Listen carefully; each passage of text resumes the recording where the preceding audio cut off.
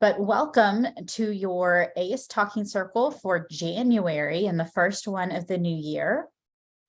Of course, we will start out with the ever popular disclaimer. This presentation was produced under U.S. Department of Education contract number GS00F115CA with Synergy Enterprises, Inc. The views expressed herein do not necessarily represent the positions or policies of the U.S. Department of Education. No official endorsement by the U.S. Department of Education of any product, commodity, service, or enterprise mentioned herein is intended or should be inferred. All right, now that you are officially disclaimed, today we're going to hop right in with a few reminders, announcements, lots of things to talk about. Then have a little game to remind us of some requirements and allowability pieces for ACE, particularly as we have some new faces, as well as just good reminders for all of us. A little discussion around program services. This was actually by request from all of you to really kind of dive into the services that each of you provide, ways that you're spending down those funds, making good use of your carryover if you had any. So we'll have a discussion around that, and then also share some upcoming events so you can make sure everything's on your calendar. As we're going along, feel free to unmute and participate in the discussion or pop in the chat. You're welcome to ask questions there as well, comments. And with that, I'll have Bianca come on and welcome you as well. Happy New Year, everyone. I'm super excited for this year. I know we already started the new fiscal year, but I do think after having our first implementation year and our first quarter of the second year underway, getting those services to our students, we definitely know what we're doing now. And, I'm happy just to see what ACE is providing to all the communities. And I think this year is going to just even grow even more. We do have a lot of budgets that we're still working on and that are due. So please, if you have revisions that you need to submit or a budget, submit that to me soon so we can get those activities and new services approved. But any questions or concerns, definitely reach out as well. Thank you. Thanks, Bianca. So I think I know most everybody on, but there are a couple of new names. So I'm Sarah Brightwell. I lead our technical assistance team here, working with all of the discretionary grantees at OIE. And then we have a new face for all of you as well. So we are welcoming to the TA team, Casey Morgan, and I'll let her introduce herself to you as well. Osio, hello everyone. My name is Casey Morgan. I currently reside in Dallas, Texas. As you can see from my background, but my family is from Cherokee Nation in Oklahoma. I'm done a lot of work in Native American youth activism in graduate school, and did my thesis on restorative discipline practices in schools. And since then, I've spent roughly 7 years in public education, doing mostly turnaround work in schools as an administrator, as well as a curriculum developer, and doing some startup with experiential learning. So it's kind of my background, and I'm very, very excited to be here with all of you and to support you this year. Thanks, Casey. So you'll definitely be seeing more of Casey throughout the year on all of your events and getting to know her better. So let's dive right in, because we have a lot to get through today, and I want to make sure we have plenty of time for you to ask questions and chat as well. So our first reminder, I need your APR update. So some of you turned it in completely on time. Yay. Some of you may have forgotten that it was due, or you turned one in that needed a little bit of correction. So if you see your grantee name conveniently located in one of the boxes on this screen, either we did not receive your APR update, or the one we received did not completely complete, not the best sentence, your APR. So that means that you were probably missing one of the things that you had on your APR as 999, because remember, at the end of the year, we can't leave anything as 999. Everything has to have an answer. If you still don't have data for something, then it becomes 0 over 1, indicating there's just no data for this reporting year, which is okay, but we just need to know that. So if you know that you just forgot to send in that APR update, please send it on over so we can mark you off the list. And if you see your name and you're thinking, I thought I turned it in, or I thought I sent it, or I'm not sure what's going on, just reach out and we can help you figure out what might be needed. It is likely something probably quite small and quite quick.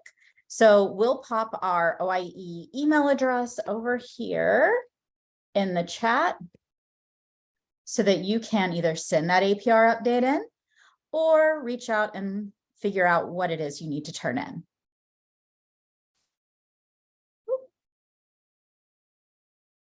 There we go. And then in the world of APR preparation, so we're wrapping up that APR update. That's a scotch overdue, and we are headed into APR season. I know it seems like it can't be APR season yet, but it is almost APR season. So your APRs are going to be due at the end of April on April 28th. As usual, we're going to do an APR preparation webinar. So we will update you on anything that may have changed in what you need to do in your APR and walk you step by step through that process.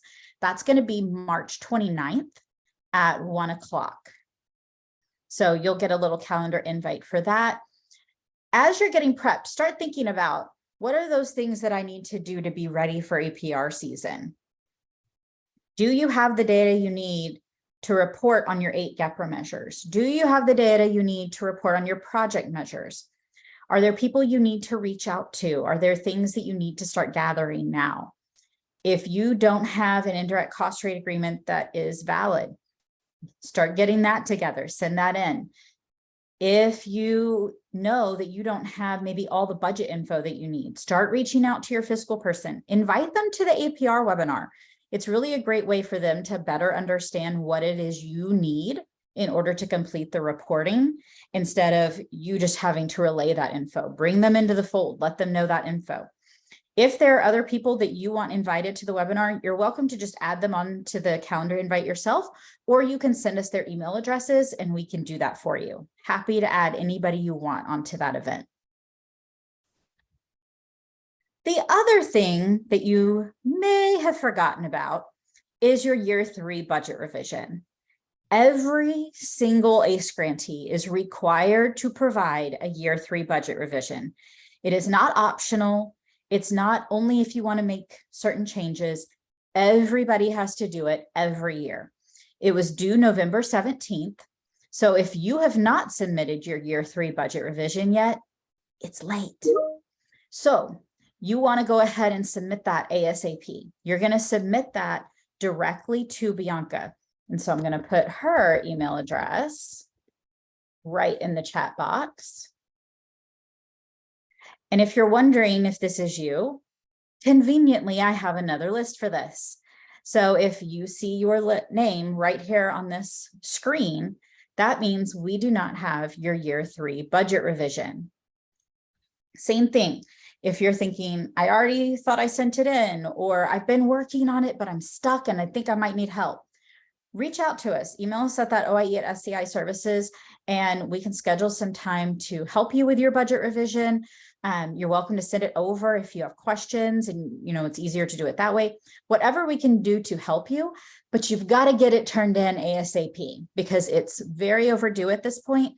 And unfortunately, it is a requirement. And so if it's not received in a timely manner, it could jeopardize your ability to draw down funds on your grant.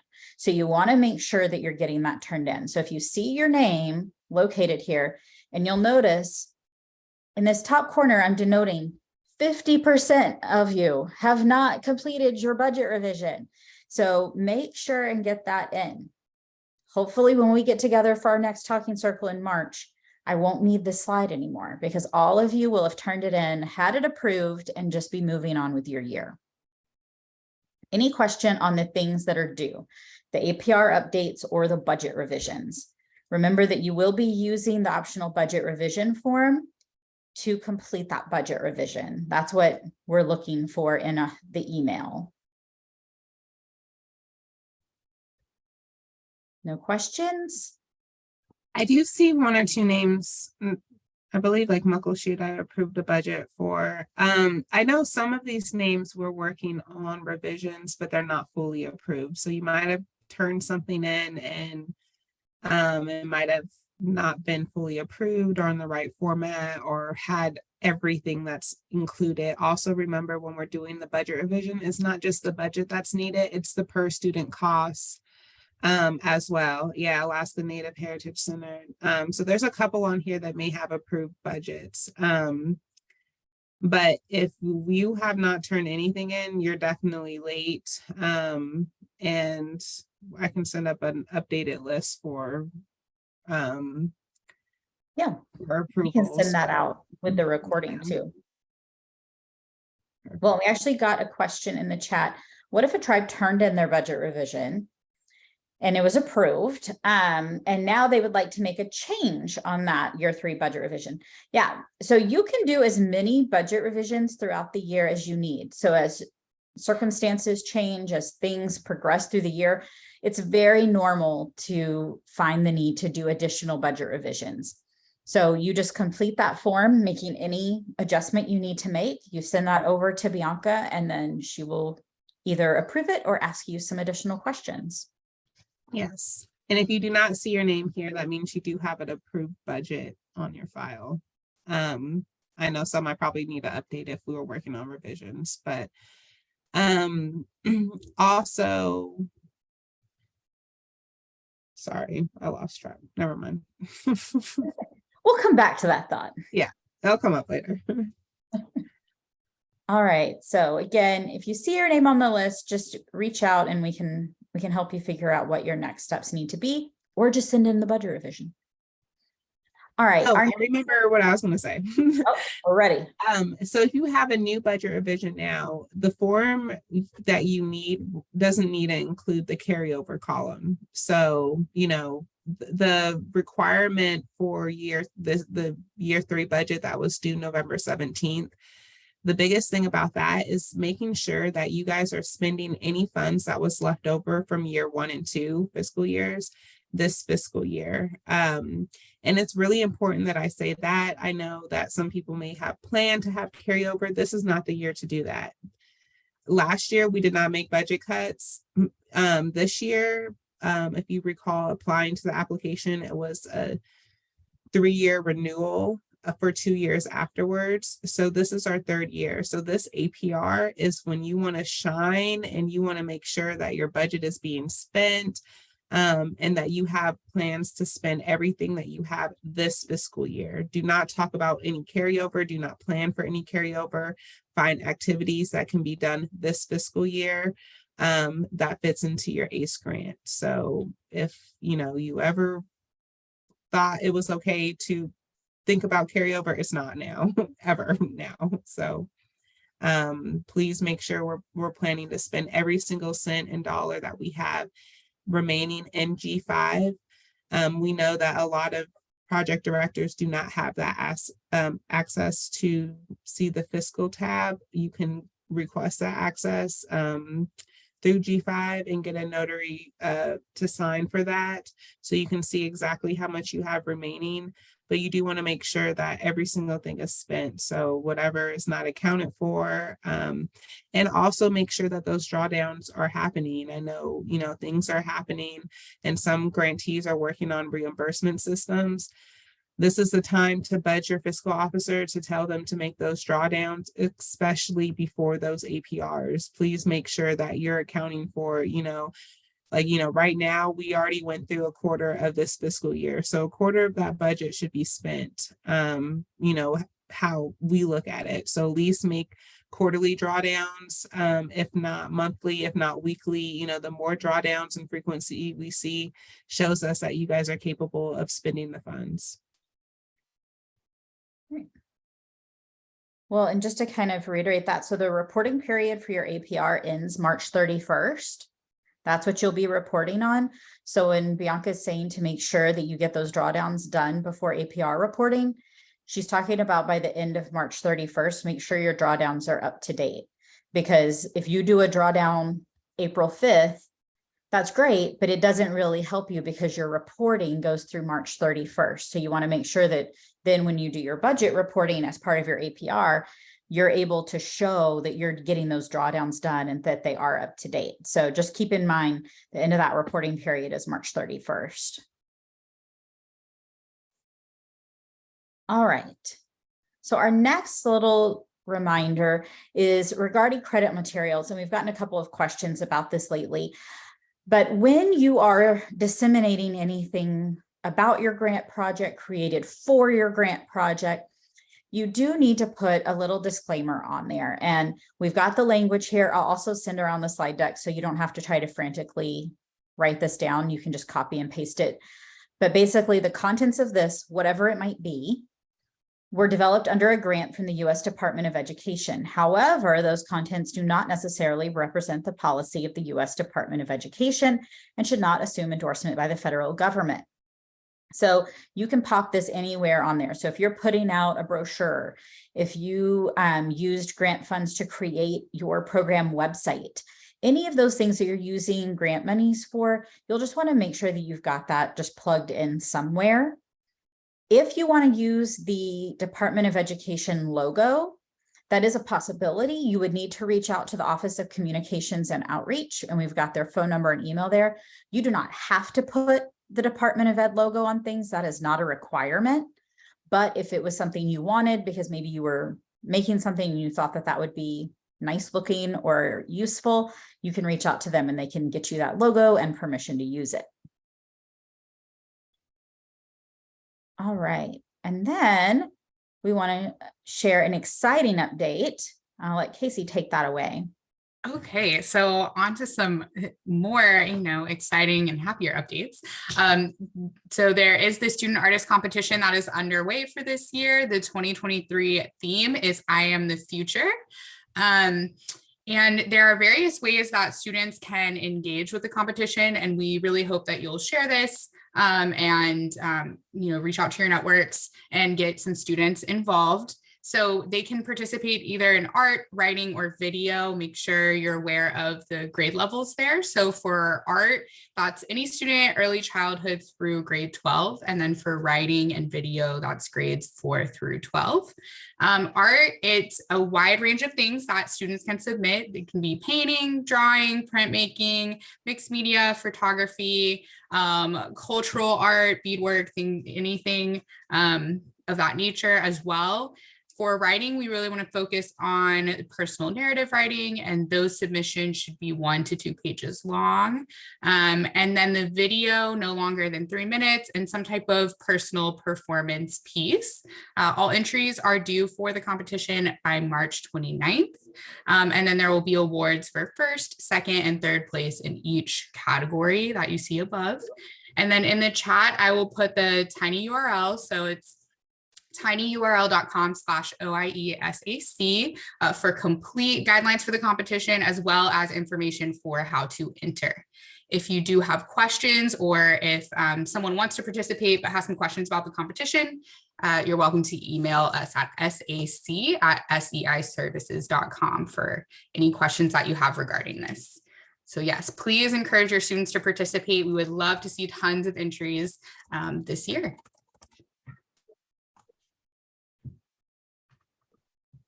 Okay. And then in other exciting news, so our project director meeting this year, the theme is Rooted in Sovereignty. And then that is going to take place from June 6th through the 8th virtually. And then project directors are required to attend, but an exciting update for this year: in the past, you've only been able to invite up to 3 team members to come with you. But this year, you can invite your entire team. So we highly encourage that you invite your entire program staff, budget staff, anyone that would benefit from receiving that information in the meeting.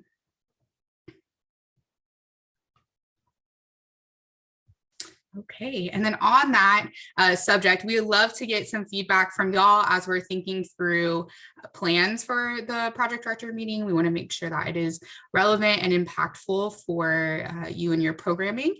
So these are 3 questions that we would like to pose to you. We'll go through them in order. The first one, what topics would you like to see included in the PD meeting? So if you have ideas around some topics that you feel would be really beneficial for yourself, other project directors, or other staff to do some thinking around, if you could share those in the chat or come off of mute. So what topics would you like to see included in the PD meeting? I have one. Can you guys hear me okay? Yes, we can. Okay. I think it would be awesome to hear about how some of the grantees do their final performance review. We've gotten really used to doing, or at least at our school, we've gotten really used to doing the APRs. But I'd love to learn a little bit more best practices about the final performance reviews and how to prepare for that part of the grant as well. Awesome, thank you. And then I see in the chat, Kayla said beneficial partnerships as experienced by the grantees. So I'll definitely make a note of that as well. Anyone else that would like to share, you can come off mute or put yours in the chat.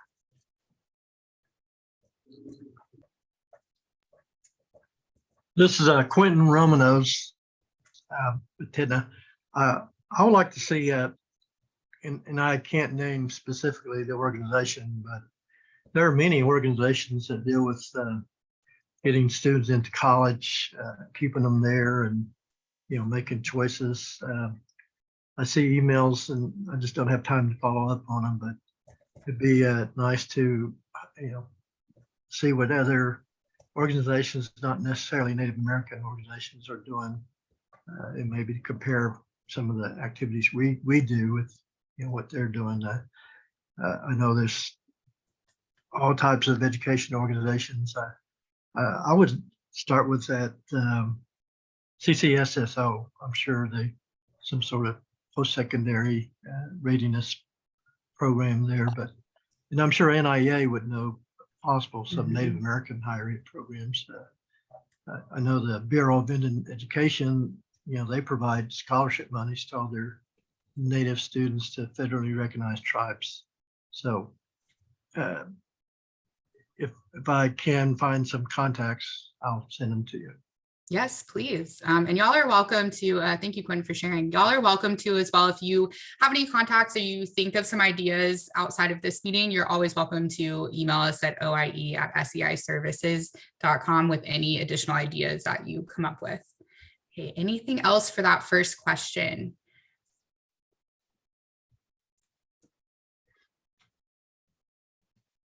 All right, we're going to move on to question 2. But of course, if you think of other topics outside of this meeting, please feel free to share via email.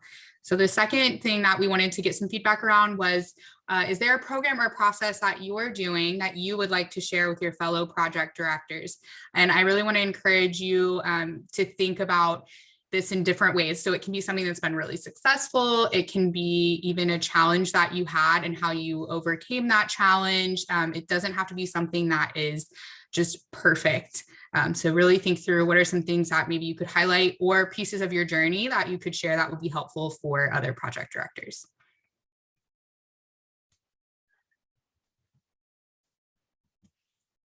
And if you'd like to share, again, you can come off mute or you can share in the chat right now. And of course, you can always share via email as well.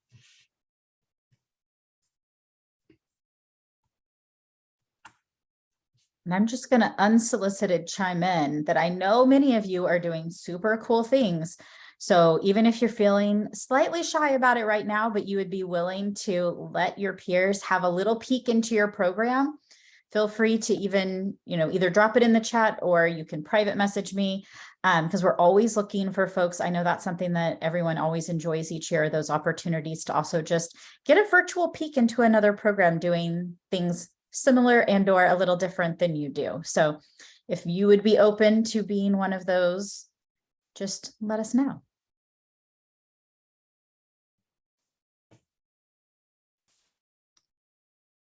Okay. All right, we'll go ahead and move on to the third question for discussion right now, but again, email or chat at any point.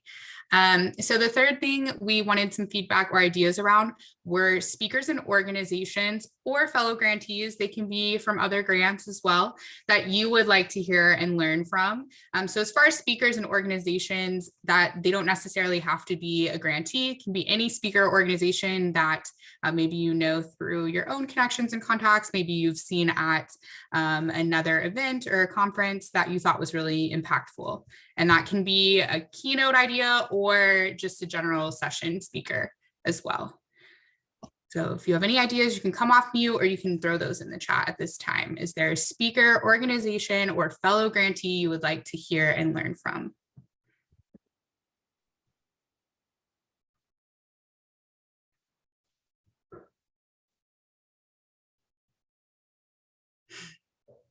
Yes, this is your opportunity to volunteer someone.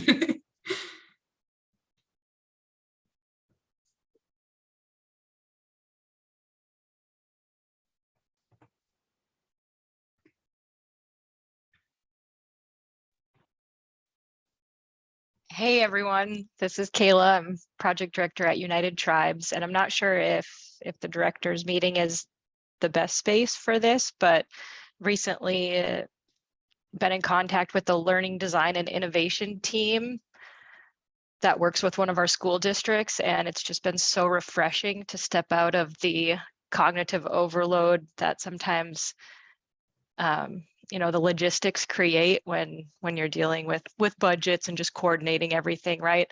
And working with the LDI team, such a creative, group of people, and they really have done well as far as scaffolding their work. So everyone in the room, they managed to pull into that creative space, and it feels so good to be involved in that and come out of that. So I'm not sure if idea development is kind of the heart of the directors meeting or can play a role, but the LDI team with BPS, the BPS school district, has been great.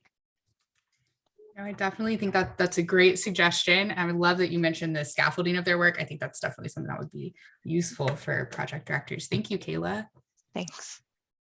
I really want you guys to think about this because I know ACE is so limited on the professional development that you can provide with your funding. But like Casey said, you can invite anyone to this project directors meeting now. So, who do you want to hear from and what do you want to learn or opportunities you want to take? Maybe it can be enlightening or funny or, something that you will really take from this. This is your project directors meeting. It's your professional development. And, you hear from us all the time. You can, hear from other programs, or you can hear, from something that can be like, very beneficial to the work that you're doing as well. So go ahead, Ryan.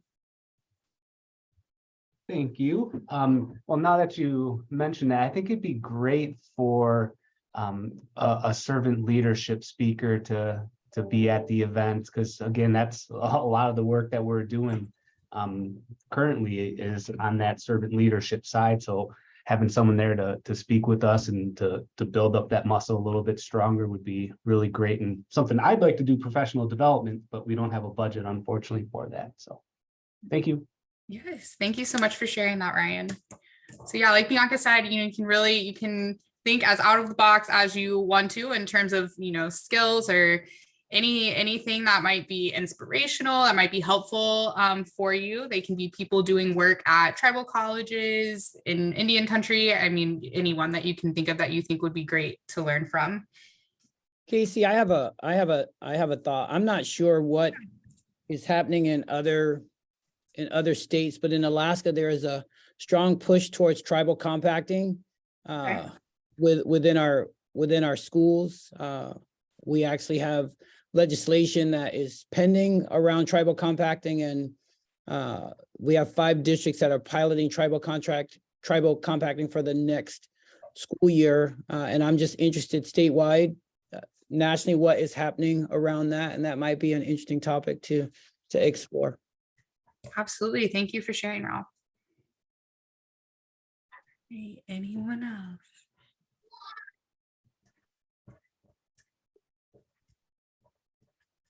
All right. Okay, so I've written down all the ideas that I've heard so far, but feel free if you think of anything related to any of these 3 questions throughout this meeting, feel free to throw it in the chat or email us afterwards. All right, thank you so much for all of y'all's ideas and your participation. I really appreciate it. And then All right, now that you're warmed up, it's time to get lightly competitive.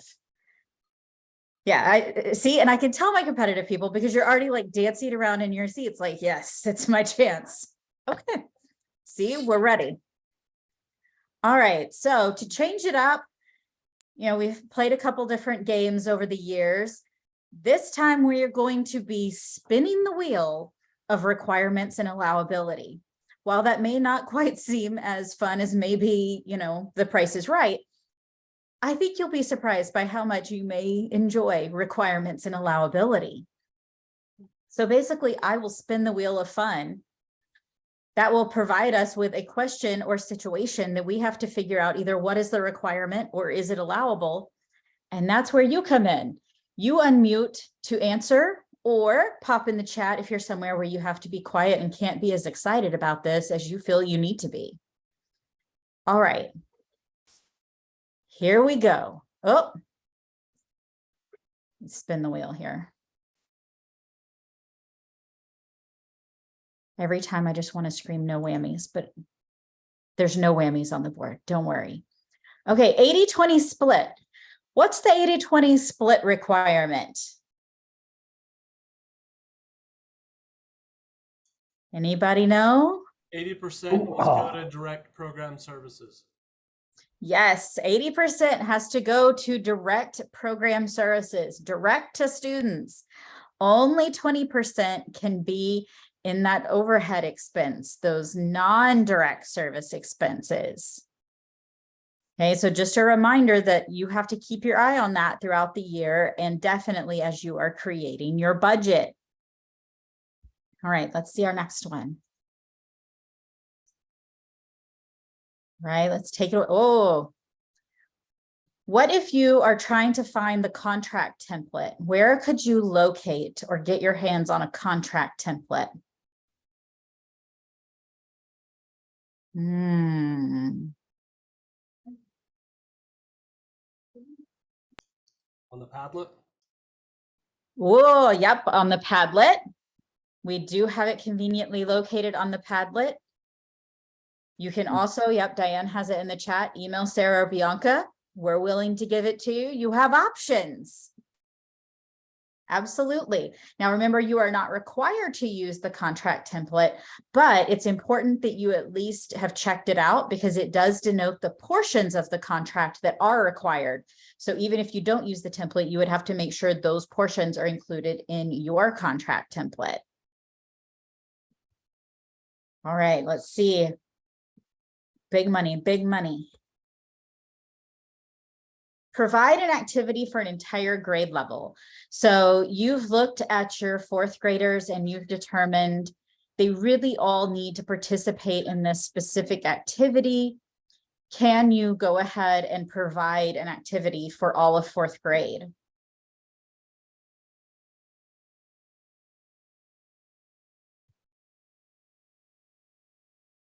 So are you saying requiring an activity?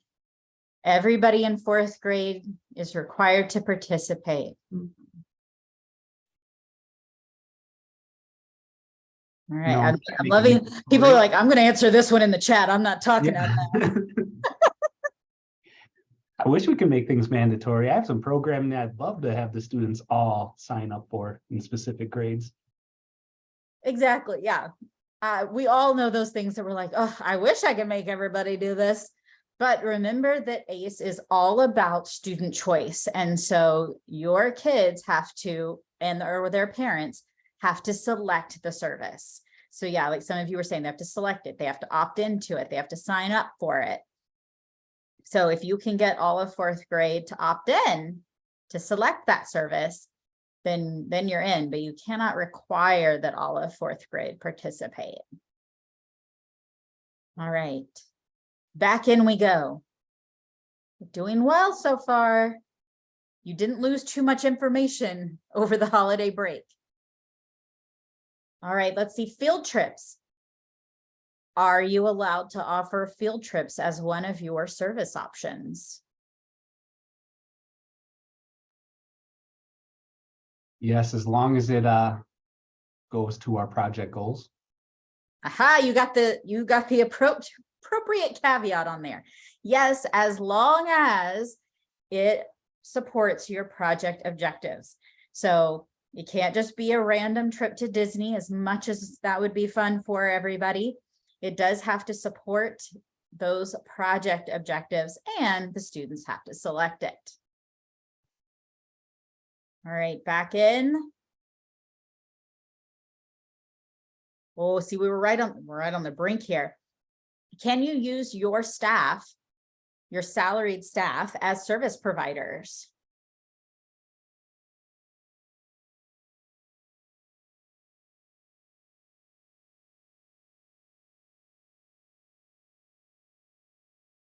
All right, Tom got it with yes with a service agreement. So remember, everybody needs a service provider agreement. So that might mean that you're creating a service provider agreement with your own entity, and that's fine, but every service needs a service provider agreement. Perfect. All right. Let's see. Oh, we got a whammy. We got 80-20 split again. I consider that a whammy. There we go. Okay, can you purchase school supplies?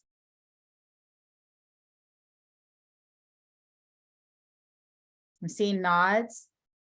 Yes, as long as that is a service that you're providing, kids can sign up for a school supply service, and then you can provide them with school supply kits.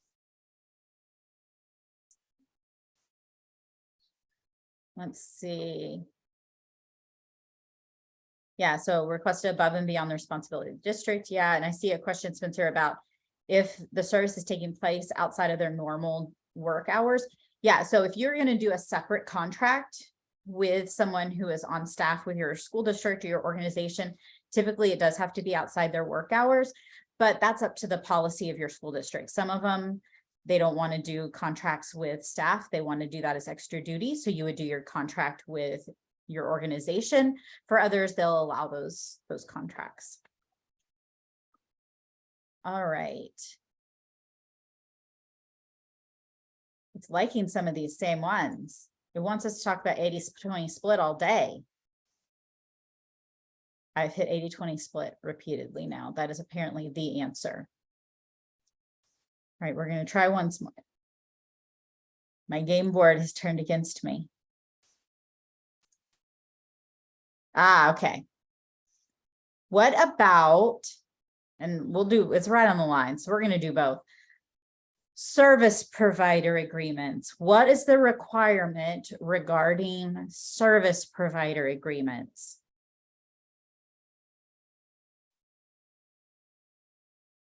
What are you required to do in regards to them? Are you looking for that disclaimer, non-discrimination disclaimer included? I wasn't, but that is a required portion. Yeah, and that goes back to checking that contract template for the things that are required.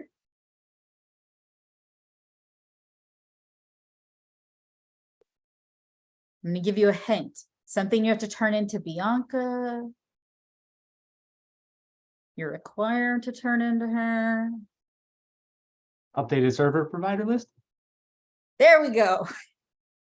Yeah, so as you get new service providers and update your service provider list, you are required to turn in that updated list to Bianca so that she has a current list of your service providers that you have service provider agreements in place with.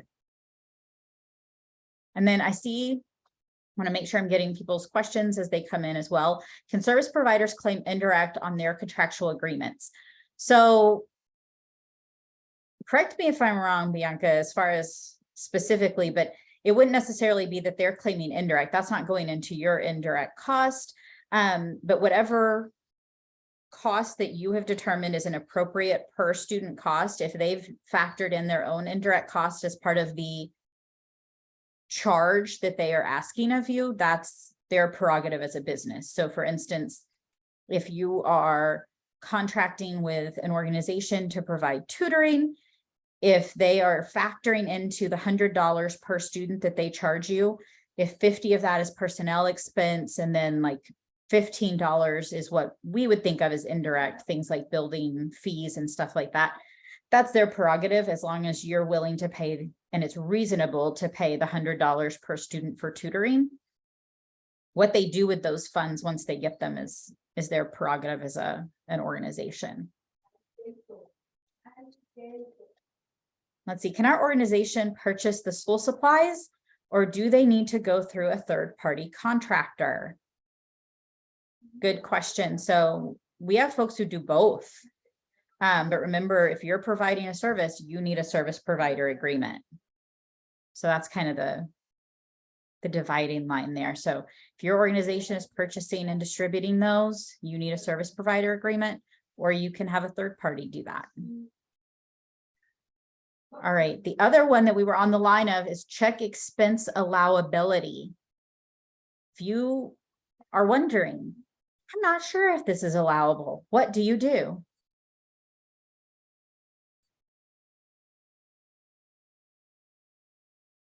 can make it multiple choice. A, just do it anyway. B, maybe check with someone.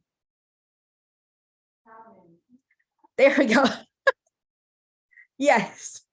Dara and Kayla have it. Email Bianca and ask. It is not option A of just do it anyway. You want to be on the safe side and check. If you're not sure if it's something that's allowable, always reach out and ask, just to make sure before you start spending that money. You don't want to be the grantee who has to pay back money. All right. So we, of course, are not going to do every single slot on our game of requirements and allowability. But if there are any that we did not cover that you are wondering about, or you have questions about, or would like us to discuss, please let me know. Feel, like I said, unmute, pop it in the chat, whichever. If any of these others you want to make sure we do a little reminder on. Hi, this is Adrienne, Muskogee Nation. I had to join a little later. We had an intertribal meeting this morning, but when it comes to the carryover, I know everybody's a little different based on what they expended. Are there any requirements or anything that I specifically need to know about our carryover funds? So I would say your big reminders on carryover: A, spend your carryover. B, account for it in your budget revision. So when you do your year 3 budget revision, make sure that you've included carryover in that. And then remember that with carryover, and this is what I try to remind folks of as we get closer to the end of each year, is wherever your carryover sits is where it sits. Your new money, your year 3 money, is what you can move around. So for instance, what I mean by that is if you had $10,000 in supplies at the end of year 2 that carried over into year 3, then those $10,000 are in supplies. But if you also had another $20,000 that was supposed to be in supplies this year, that money you can then move around. So if you decide, I don't need $30,000 in supplies, then you can move that other $20,000 that's year 3 monies around. So make sure, and when you're kind of doing that budget revision, move those things where you need them. But the big thing is make sure, like, I think because you got on a little late, you didn't hear Bianca's kind of statement regarding budgets this year. But remember to spend down those funds. We really want to ensure that in year 3, your monies are getting spent down, that you are not having carryover, which means you've got to spend your old carryover as well as this budget, because this is the year that you start into continuation. So it was, Bianca was explaining, it's a 3-year grant with 2 continuation years. So we're at the end of that 3 years. So you want to make sure that your spending and your grant look as healthy as possible. So spend. Okay. So our carryover was based in, we're our own service provider at the same time. Mhm. And it was in that, so it was just really assigned for that service provider and not necessarily in supplies or something. So do I just need to explain how they're going to be used through that service provider then? Yeah, and it doesn't have to stick with a certain service provider. Like if it's Okay. in contractual, it just means it's in contractual. It's not Okay. stuck with that specific service provider. Okay, thank you. Yeah. Any other bits of the wheel or other questions kind of in this realm that you want to chat about?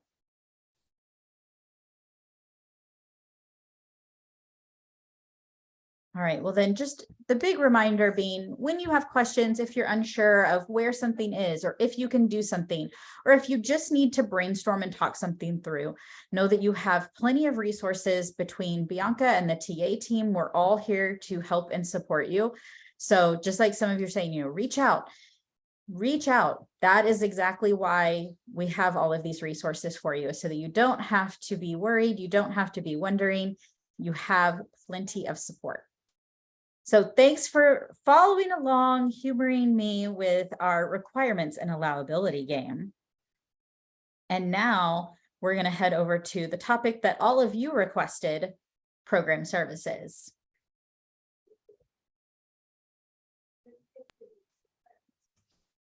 Okay, so as has been discussed, right, carryover is a big topic, how to spend the money and things like that. So we're going to talk about how you guys are offering services, what services you've added, what services you've added more seats to, things like that. Okay, so first up, what new services have you added this year?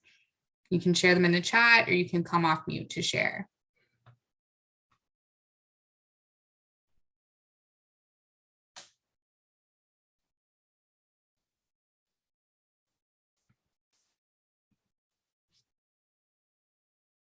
Right. You can also share what services you've added more seats to. Maybe just in general, how have you added to your services to spend more of that money? Since everybody's so excited to jump in, I'll share one that we do, if that's okay. Yeah, go for it, Spencer. I'm going to put a link in the chat box. So we contract with ourselves to run Unity clubs at each of our high schools, and the Native American kids, well, any kids really, but the grant only pays for our Native American students. They get involved in these clubs and they love it. It's another opportunity for kids to get involved, and the organization's really about leadership and service. And our kids go to these conferences every year. There's one coming up next month, and then there's a national conference in DC in the summer. The summer ones always change. The mid-year conference is usually the end of February down in the Phoenix, Scottsdale, Arizona area, and they get a mix and mingle, I guess you could say, with kids from tribes from all over North America, Canada, Alaska, and it's an awesome opportunity. I have another link I'm going to put in here. We had a student that participated in this a couple of years ago, and it was quite a surprise I wasn't a part of the staff then, but this article just came out this year. So he was invited to be the MC at one of these big events. I think it was in San Diego at the time. And then lo and behold, he's become a kind of a public speaker. He has his own little podcast, and it's kind of become a family business for him. But it all kind of started with his experience there at the Unity conference a few years ago. And he really kind of came out of his shell, and he MCs at events, he does powwows, he does public speaking. He's majoring in communications, I think now, and just kind of a neat story how that kind of the Unity conference and his experience and membership and participation there kind of led and influenced him into college and later on in his life, and kind of a success story. But it's one service that we the Unity Club organization we're involved in. I thought I'd just throw that out there. Awesome. Thank you for sharing, Look at those Spencer. links at your leisure So cool. or whatever. Yeah, that's so cool. I love the article. That's amazing.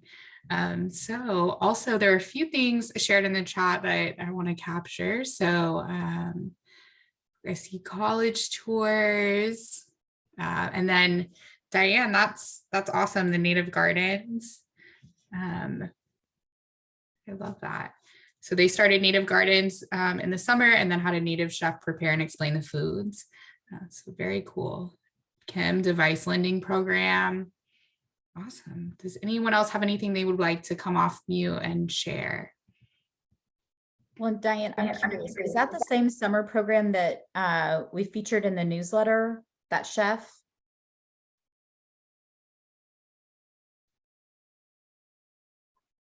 Yeah, okay. Very neat. Very cool. This is Quentin Rumnose with TEDNA again. One service we're adding is through ACT. We were able to receive a college code. So when all the Oklahoma juniors take their ACT tests, and for those students who are with the ACE program, that they would put that code number in, and we would receive a copy. And of course, you know, we got to get their permission first. I mean, we're not just going to say, hey, put our code down. And then I think that's going to allow us to, you know, look at what we're doing from a broader perspective and maybe make some changes. Great. Thank you for sharing, Quentin. And then Chris, I saw you came off mute. Yeah. Oh, hey. Yeah, I'm with the Tolowa Dene Nation. And one idea that we're talking about is doing a book fair and then maybe like producing like a catalog, you know, like those Scholastic ones you used to get, and you just check off the books you want and then have it hosting like events to bring people in too. But one thing I was thinking about was it would probably benefit the non-native students to have access to those books too. And so I'm wondering if they could like actually purchase the book, whereas it would be a service to the native students, but then to still be able to keep that open to the general public. Absolutely. I think it's a great idea. Thank you for sharing. Sure. Yeah, and Chris, if you're trying to checking the allowability there, yeah, as long as you're just using your ACE funds to provide that service to your native students and then using other funding, or the students are spending their own funds to participate on the other side, that's totally Right. fine and a great way, yeah, to bring everybody together. Yeah, it like helps the native youth if everyone's kind of reading this stuff. Yeah. Yeah, love it. I love how you talked about, you know, bringing in the non-native students and exposing them to those books as well. Thank you. Great. Would anyone else like to share? Can you hear me? Yes. Okay, this is Iris Chimburas from the Lapwai School District. One thing we offer now is we have a cultural sovereignty class. We have a lot of students who are currently taking we have a lot, so we had to create another one. We also offer an Indigenous health class. And so at first we thought, oh, Indigenous health, you know, we'll try to hit all aspects of Indigenous health and kind of just try it out and see, because we just had a small number. And so now we're having to find space because we don't have enough room for all of the students because there's so many who want to take the course. So then this course morphed into another course, and that's called Icons of the Past. And so this course will kind of go over all of the, you know, it'll focus on Native people reclaiming knowledge that was once lost, but it talks about, you know, ceremonies and different people and the different like traditional icons versus like contemporary icons. And we're just having a hard time finding space for our kids just because our classes are so big.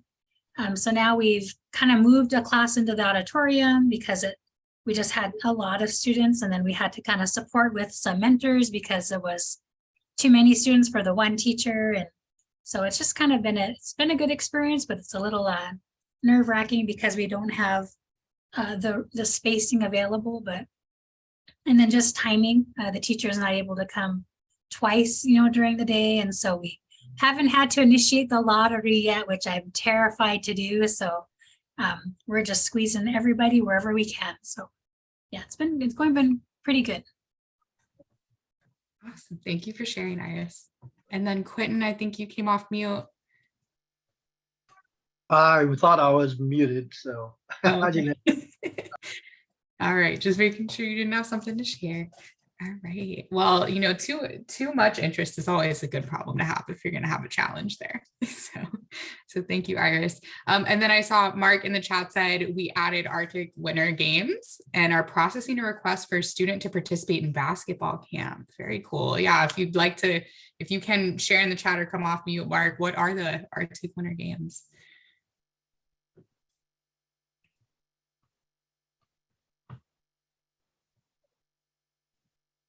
Could you restate the question? Yes, sir. Can you share more about what the Arctic Winter Games are? Okay, I'm going to relegate that to Alex Lyle. He's our ACE program manager. Alex, can you respond to that? If not, I will. Yeah, I can respond. So, and I know we're actually not the only ACE program here in Alaska who have recently joined up with the Arctic Winter Games, which is really cool. It's a bunch of different participants from across Alaska and other northern areas that are coming together to participate in different Arctic sports. One of the big ones for some of our participants is part of what's called the Dene team, where they do a number of traditional games that you would often see in the Native Youth Olympics. So we have a couple of folks from Cordova who are maybe looking at doing that, and then I think possibly somebody from Valdez, but we're looking into that still. So we reached out to them. Well, we had a family member or a parent reach out to us when they heard about our program from one of our staff members, and saying like, "Oh, are you able to support this?" Reach out to Bianca to make sure it was allowable, and it was. And then we worked directly with Team Alaska which I actually knew the person who's the president over there. It's a volunteer they're all kind of volunteers, because she runs NYO as well up here too. So she's been involved in all of that. We're just working with them to get all that set up, and yeah, it's really exciting that we'll be able to help support those students to go and take part. It's very a unique opportunity for them to travel. Right, I think for this Arctic Winter Games, they're traveling to Wood Buffalo, Alberta, Canada. So they're able to go there with about 2,100 other participants from across these different areas to participate in the games. And, for a lot of them, they were not able to attend some of the past ones due to COVID restrictions. So it's kind of helping to make up for that and bring that back for them. And so we're really excited to be able to be part of that, and that the ACE program was able to allow that to occur. And, we've gotten a lot of good messages from parents who have been very grateful that we're able to help out. So it's been really nice. Awesome. Thank you for sharing, Mark and Alex. Appreciate it. Sounds like a really cool opportunity. For sure. Okay. Any other services or innovative ways that you've found to spend down your carryover funds? I always like to contribute, so I'll add the couple things that we've done here at the Ho Chunk Nation with our grant. One cool thing that we just got an agreement for a date in April is like a professional startup almost for our younger people.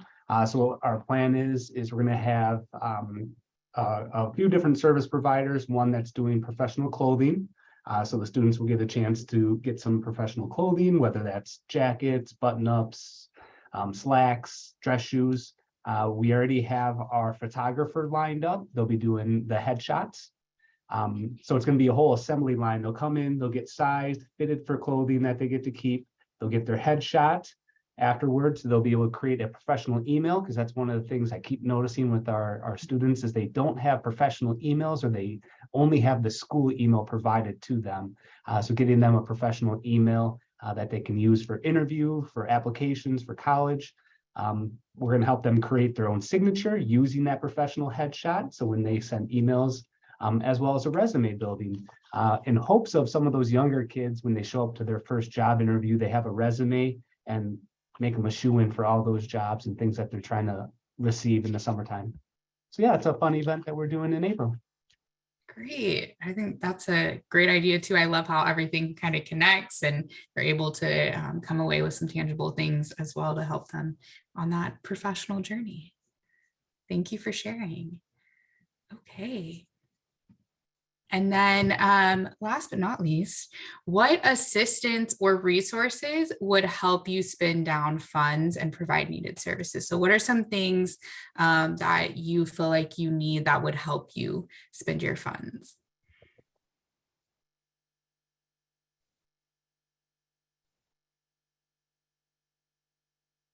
I guess this is as a follow-up to the question about purchasing supplies.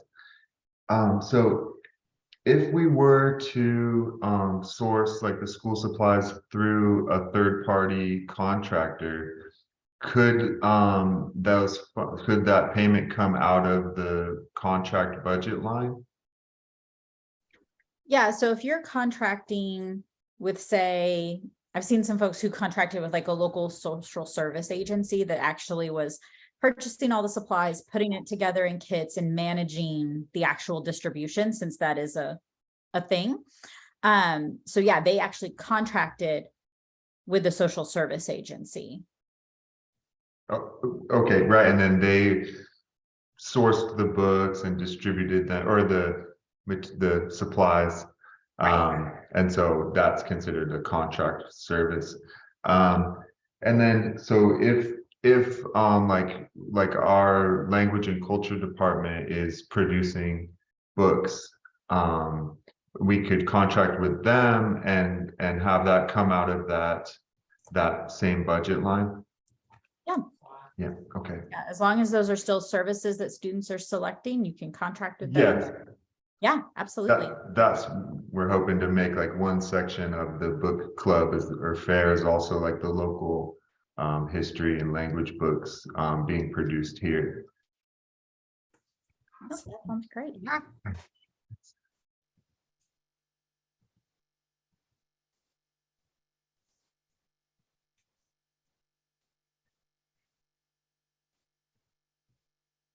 Okay, anyone else? And I do want to highlight, while y'all are thinking about that, mulling that over, I do want to highlight that Veronica in the chat had a great idea as well. She said to promote spending, they send weekly newsletters, and then their service providers are holding open houses in the next few weeks. So I thought that was a good idea to share as well. Does anyone else have any questions or any assistance they feel like they need to help them spend down funds?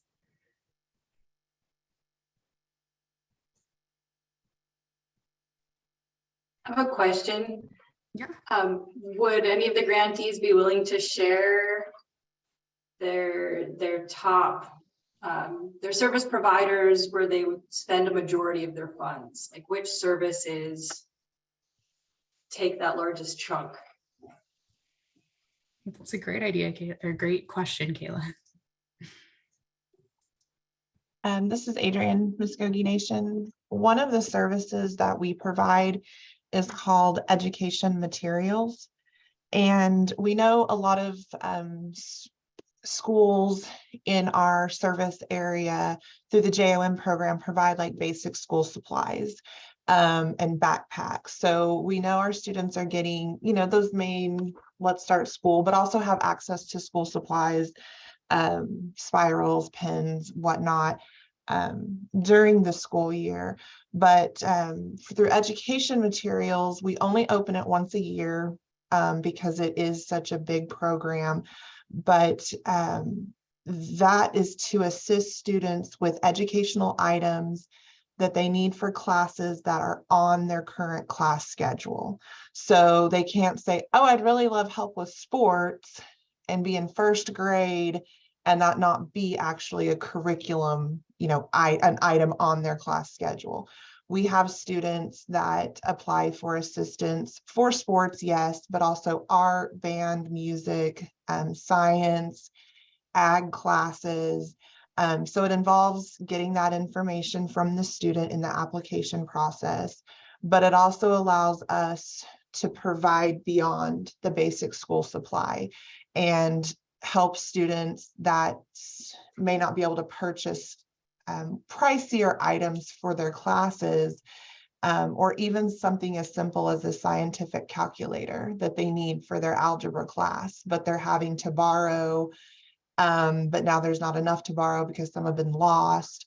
So that takes a big amount of money for us, because for the school year, we allow the student to spend up to $750. Wow. Great. Thank you, Adrienne. Awesome. Yeah, thank you.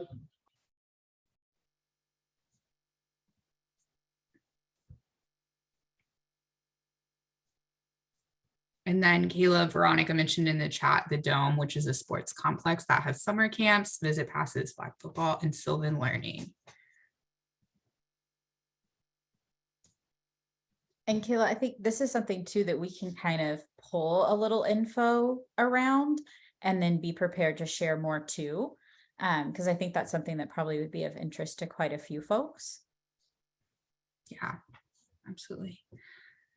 All right, well, if y'all think of anything else related to these questions. Oh, okay, Mark had a question. Is anyone providing GED classes or the opportunity to get a GED? So students that could be in school but may have dropped out. Is anyone providing GED classes? We are not, but I wish when this grant was wrote that would have been included, because I get so many people reaching out asking for that. I'm 16 or I'm 17 and I really need this. And so I wish that when this grant was done, or on our end, when they wrote for it, that would have been included, because ours is stated that students have to be currently enrolled in pre-K through 12th grade. Okay. And I also think that's a requirement for the grant. They have to be students to receive services. So I think that's probably why no one's offering that. Okay. But I think Dara brings up a great point that on the other end, kind of trying to head off that situation, doing the credit recovery can sometimes be really helpful in helping those students that may be at risk of dropping out, or as a way potentially to get them back engaged. If they're still at the appropriate age to get back in school, showing them that through credit recovery, they can get caught up. Yeah. Yeah, and Spencer, that's exactly what Bianca was referring to, is they do have to be a student to participate. Yeah.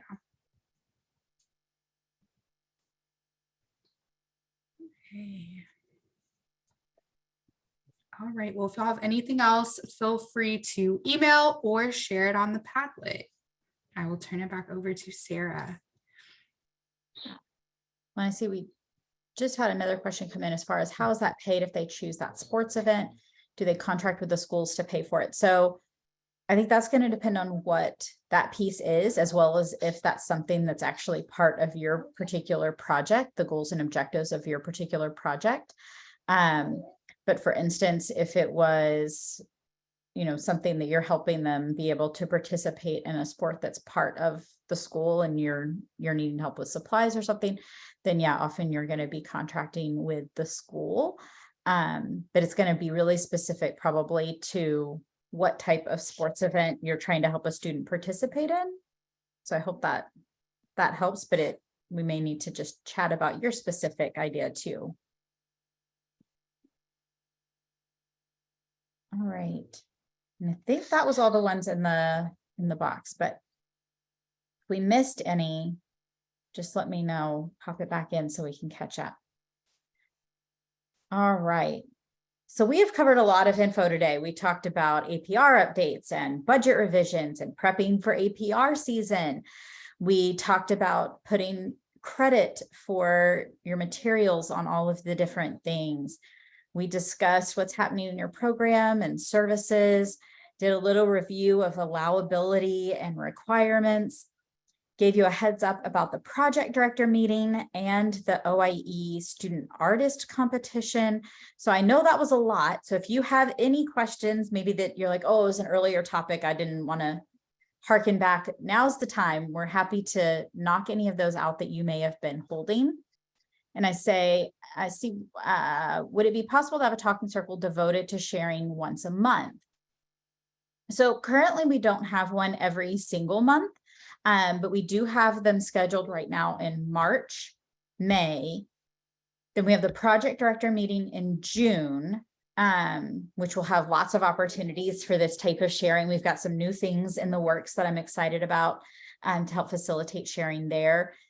And then we have one in August. So basically the only months we don't have something right now would be February, April, and July.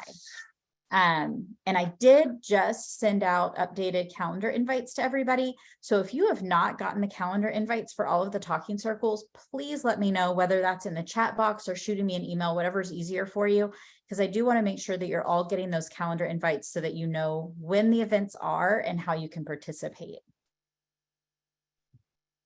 Also, if you're interested, we can have like more informal talking stick session. It just wouldn't be recorded or, you know, have nice fancy slides. If any of you guys were on my NYCP team before, we used to meet monthly, and we can do those the April, July, and I think you said another month, the months that we do not have.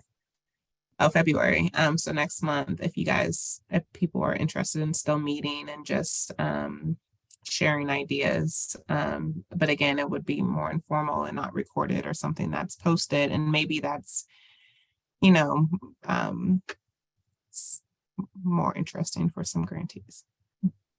And that is a good reminder too, that we also have office hours every month.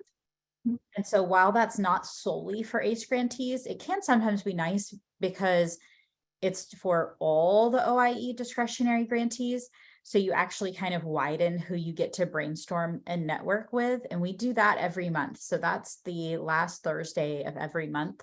I'll skip ahead so that you can get down the date for that. So the next one is January 26th. And we do those, like I said, every month. It's for an hour and not recorded. There's no presentation portion. We literally just get on, if you've never been before, and say, have any questions?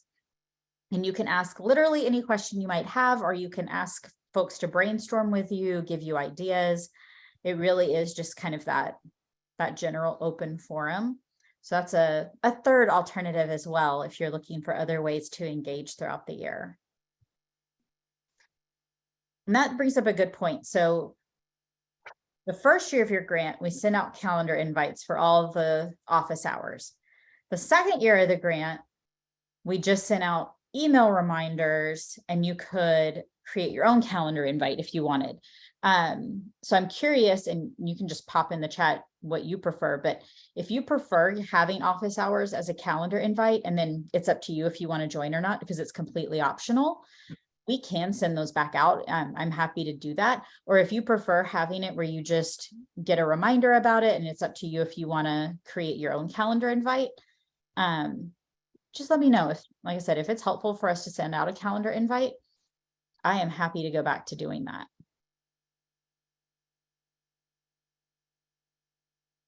So the other events, as you're kind of thinking about that, sharing if you want to get together in off months, sharing if you want a calendar invite for office hours. Like I said, our next talking circles, March 9th, May 11th, August 10th. Next office hours, January 26th, and then we'll get together again the end of February. Your APR preparation webinar is going to be March 29th. So we've got all of those up and coming. as well as if you have new members of your team. I know a lot of times January sometimes brings a few staffing changes.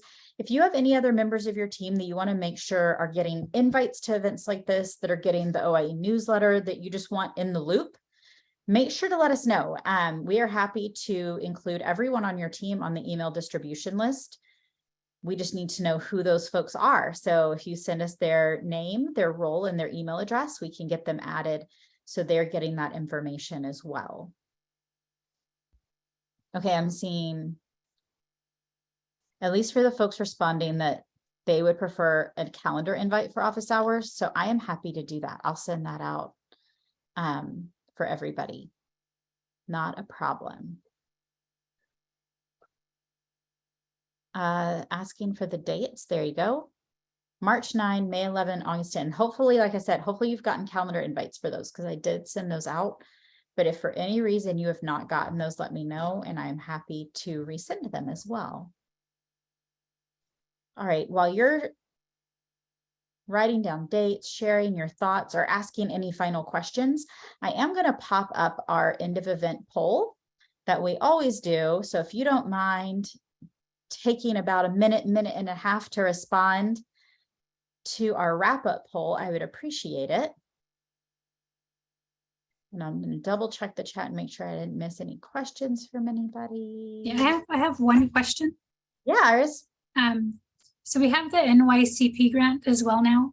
And so we're still looking for someone to kind of oversee it's not a full-time position or anything like that, just someone who would come in part-time and kind of oversee our practicum and internship portion. We kind of had it advertised, but we get, it's probably like our last position that we're trying to fill. Yeah. But we were gonna offer it in-house, just to see if it was something that, maybe, because it's just once every, maybe once a month, maybe twice a month, nothing major. But I was wondering if we have an ACE guidance specialist that works under the ACE grant. Are they able to apply for this position under NYCP or no? I mean, as far as applying, I mean, it's up to them what they want to apply for. Now, if you're asking if they can do both jobs, that's really going to have, you'll just have to be really careful. You have to show that you're keeping those two parts of their job very separate. You would have to keep good records of that. Their work with you on ACE is likely through a service provider agreement, whereas for the NYCP, I'm guessing you might just pay them as a regular salaried staff, or it may be easier to also contract out that part of their position. So you just want to be really, really careful that there's no overlap there, that you're keeping that work and those funds very separate. But, if they're only working part-time for ACE, then, there's nothing that says they can't use the other part of their time to work for NYCP. Yeah, they're full-time for ACE. Okay. And then the other part of it is they're two completely, like, there wouldn't be any overlap within their job duties, but I was just like, ugh. Yeah. If they're already full-time, it gets even trickier, because you would have to really show that that's outside their normal workday. That would have to be, through extra duty pay or a contract. So it would definitely be getting a lot more gray area, and where you're definitely going to have to keep extremely good records on how that's not at all during their normal full-time job, that it would be kind of like with a teacher during their off hours, extra duty pay. Okay, thank you. Yeah. And we got another question. What if a past budget revision has been approved and there are new services that need to be paid for families? Will the tribe need to wait until the new budget revision is approved that includes the new services before they can be paid for? Yes, you should actually be waiting until you get an approved budget before you're offering those services. So remember that when you do a budget revision, you are required to continue expending according to your last approved budget revision until your new budget revision is approved. You can only expend according to that new budget revision once you get an approval from Bianca. Let's see. All right, it looks like that is the last question I have thus far. I will switch us to our contact slide. I know we've repeatedly shared email addresses throughout our time together, but just in case you didn't grab them out of the chat, you've got Bianca's email address, you've got the OIE TA team's email address. A little reminder that it is super, super helpful if you just include your grantee name and PR number in your emails to us. I know that a lot of times we just magically know who you are, but it does really help us make sure that we're giving you the correct answer, because all of us, Bianca manages multiple grant programs, not just ACE. And the TA team, we work with all the different discretionary grant programs. So we always want to make sure that we're giving you a complete correct answer. And so by telling us just a little reminder of your grantee name and PR number, it helps us make sure we're doing that for you. All right, well, we are happy to stay on if anybody has any other questions or if you would like to chat about anything else. Otherwise, we'll give you, 5 minutes of your day back so that you can hopefully maybe grab a snack before your next activity or potentially your next Zoom meeting. And we look forward to seeing you, many of you, on office hours the end of the month. But if nothing else, we will see you in March for our March Talking Circle. Thanks, everybody. Sarah, this is Adrienne, and my apologies again for chiming in late. I believe you mentioned directors meeting. I Yes. missed that information. June 6th to 8th. And it'll be for you from 11 to 5:30 every day. Okay. And that's online. Online, totally free, so you don't need that line item in your budget. Okay. And good news that we changed it this year. You don't have to limit it to just 2 people coming with you. You can invite anybody you would like. Okay. Bring the whole crew. Perfect. Thank you. Yeah.